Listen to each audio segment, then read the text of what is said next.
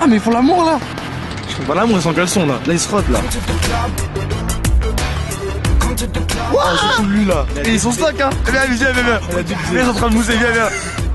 Quand on parle d'homosexualité dans le jeu vidéo, on va surtout parler de l'homosexualité masculine, parce que l'homosexualité féminine ne compte pas du tout dans le cliché du macho, au contraire, puisque c'est quand même fantasmatique pour les hommes. En tout cas, c'est pas un truc qu'on achèterait quoi. Voilà, c'est pas un truc qui donne envie. Même si c'est un jeu qui déchire derrière. S'il y a ça dans le jeu, c'est pas la peine. Non, moi j'achète, moi. Le jeu est pris. J'achète, moi. C'est plus par rapport à une communauté de joueurs à laquelle on appartient qui fait que c'est bon de bondir sur certains sujets parce que ça nous permet d'appartenir à un groupe, ça nous permet de nous inscrire dans une dynamique groupale vraiment et de dire ok, je ne suis pas d'accord parmi d'autres pairs qui ne sont pas d'accord. Mais après, est-ce que fondamentalement ça les dérange réellement? À la base, c'est censé être un truc viril, un truc d'homme, un truc viril, tout ça.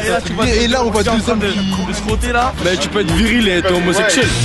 Dragon Age, Mass Effect 3 ou plus récemment Star Wars The Old Republic ont créé une certaine polémique à leur sortie. Ces jeux vidéo permettent à n'importe qui d'incarner un héros homosexuel, avec des cinématiques à l'image de Mass Effect au graphisme réaliste. Peut-être que le réalisme justement choque un petit peu plus à cause de ça, mais je suis pas sûr que ce soit vraiment la cause principale. Peut-être, je sais pas, peut-être que le débat homosexuel est devenu peut-être trop présent dans la société pour ces personnes et que ça commence à les saouler. Et en plus de les voir dans le jeu vidéo, voilà, il manque plus que ça, quoi. Des PD dans mes jeux vidéo, enfin c'est horrible. Si la place de l'homosexualité dans la société fait débat, la plupart des joueurs restent néanmoins ouverts ou indifférents à sa présence dans le jeu vidéo. Déjà dans GTA, il y avait la balade de Gay Tony qui parlait clairement sur l'homosexualité tout le temps, qui s'en moquait un peu. Là, c'est un jeu, vous êtes libre. Si vous avez envie d'être homosexuel, c'est votre choix, quoi.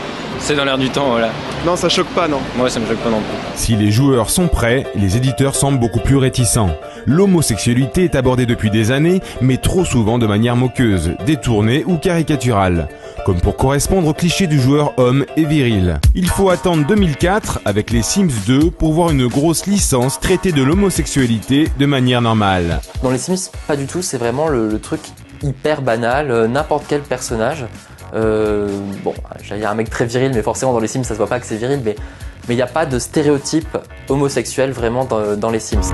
Si les Sims ont fait école, l'homosexualité brille surtout dans le jeu vidéo par son absence. Encore aujourd'hui, la plupart des éditeurs voient l'homosexualité comme un risque financier, comme si les joueurs n'avaient pas évolué. Il est évident que quand tu fais des jeux qui coûtent des dizaines de millions d'euros et que tu dois en vendre 4 ou 5 millions en 6 mois, il est absolument important.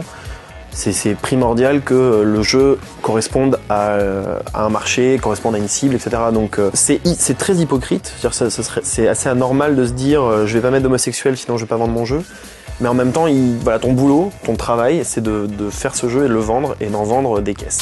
Parmi ces gros acteurs du jeu vidéo, le studio de développement BioWare tire son épingle du jeu. Il est le seul à proposer depuis des années de l'homosexualité dans ses jeux.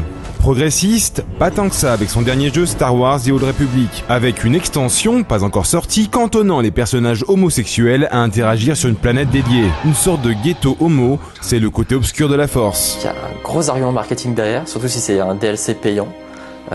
C'est un appel du pied vers les homosexuels. Dans Star Wars, où il faut une planète pour les homosexuels, je pense que c'est un petit peu ridicule. Je pense qu'il faut laisser les gens libres et puis, enfin voilà, c'est pas quelque chose de dangereux en fait de laisser un personnage aller avec un autre personnage. Ça reste que du virtuel. Que le jeu vidéo a tendance à rendre les sujets importants, en tout cas à les raconter de façon très très beau, de façon très voilà, que ce soit les femmes, que ce soit tous les terroristes sont arabes, toutes les femmes sont fragiles, tous les homos sont bien habillés et ont des voix aiguës. Enfin voilà, c'est limite je préfère quand ils n'en parlent pas que quand ils essaient d'en parler. Si le traitement de l'homosexualité est critiqué par les gays eux-mêmes, des associations ultra-conservatrices américaines défendant la famille montent également régulièrement au créneau, faisant pression sur les éditeurs. Ce fut le cas à la sortie de ce dernier Star Wars, une institution chez l'oncle Sam. À l'image du mariage pour tous, il se pourrait bien qu'un jour il y ait le jeu vidéo pour tous, mais il reste du chemin à faire. Est-ce qu'aujourd'hui il va pas y avoir de plus en plus de gays qui vont travailler dans la conception et proposer justement des choses qui sont plus, soit plus ouvertes, soit plus destinées à des niches, soit plus... Bon, je sais pas exactement, mais... Comme le média évolue, justement, on va avoir de plus en plus de personnalités très différentes qui vont apporter aussi leur pierre à l'édifice. En vidéo également sur Dailymotion YouTube et en podcast iTunes. Retrouvez-nous sur Facebook /CinetFrance et sur Twitter @CinetFrance.